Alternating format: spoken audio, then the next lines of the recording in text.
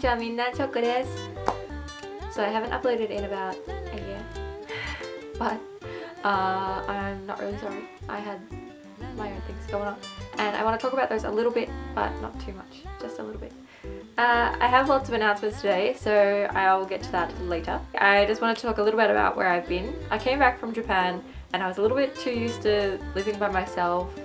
I came back to a house full of people and I was not quite used to it. I was used to kind of just having my own space, making my own dinner, relaxing, and now I had my mom there who wanted to do everything for me and it was just a little bit stressful. At first I was okay and I was like, oh, I'm kind of glad to be home. I can see my cat, I can, you know, I have my old room back. That was kind of nice in a sense, but at the same time it was so different for me. I was not used to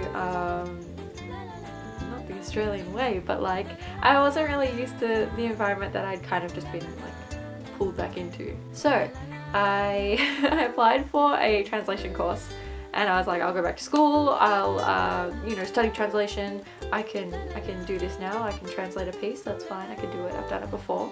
I passed the test but they didn't run the course. It was more for people who were coming from overseas who had enough English skills to be able to translate as well. So there was two different streams for each way. Japanese to English and then English to Japanese. We're not doing any of the language subjects.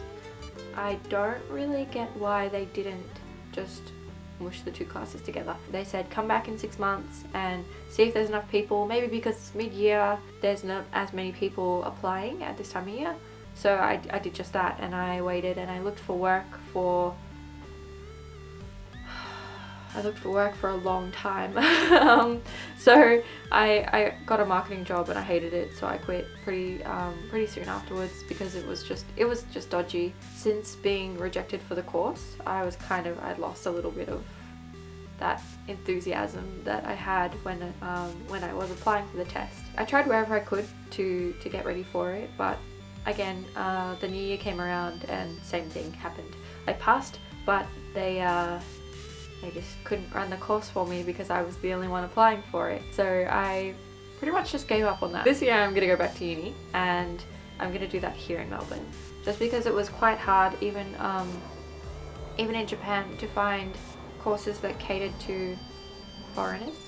A lot of them were for people who don't speak English or people who speak Japanese that want to translate English to Japanese. I'm gonna go back to uni and at the same time, this is the exciting part. So I've actually started building a website at the moment and I bought the domain the other day and everything and it's really exciting. I'm not only going to be doing things about Japan and my travels and things like that, I'm also going to be offering translation services rather than going, I hope some firm will take me up and like, you know, I'd like to take my own initiative and just get out there and try and start translating things and, you know, working on my own personal projects and things like that. Video translation is something I've been doing for a while because I translate my own videos, I've translated my friends' videos, so I'd love to offer those sort of services to other YouTubers. In other news, I took a bunch of requests from you guys probably about over a year ago, I'd say.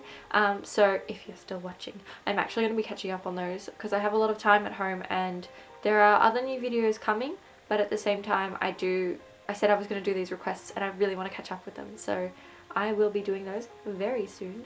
I'll also be posting about them on my website, so for like full details and things like that you can always refer back to the website there once it is set up, because it is not yet. There's a couple of other old videos that are on my hard drive as well that I will be posting soon that kind of just got stuck somewhere.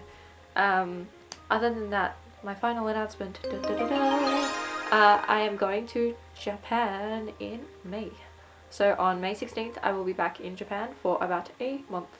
I am taking one of my special friends, she's a special snowflake, from primary school, all the way back from primary school. It's my first time planning a trip by myself, so I'm pretty excited about this since she's just given me a list of requests of things she wants to do and places she wants to go, and I've gone, okay, ticking off the list. So we're going to be going to Tokyo, Sendai, Sapporo, Osaka and Hiroshima.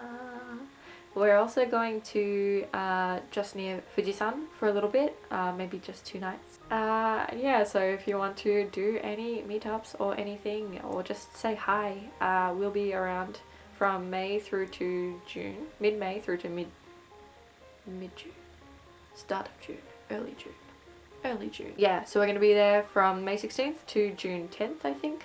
As we're traveling around, I'm going to be posting on Twitter where we're going and what we're doing and things like that, and just keeping you guys up to date, so follow my Twitter if you do want to follow us. That's about it for today, and I will be posting a little bit more regularly, more than once a year anyway.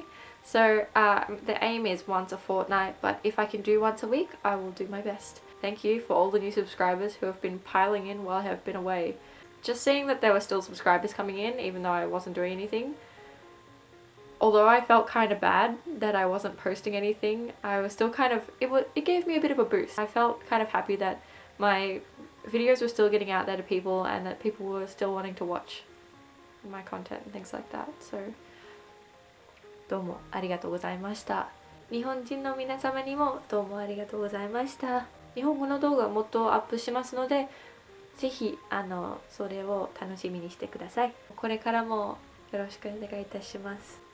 じゃあねー。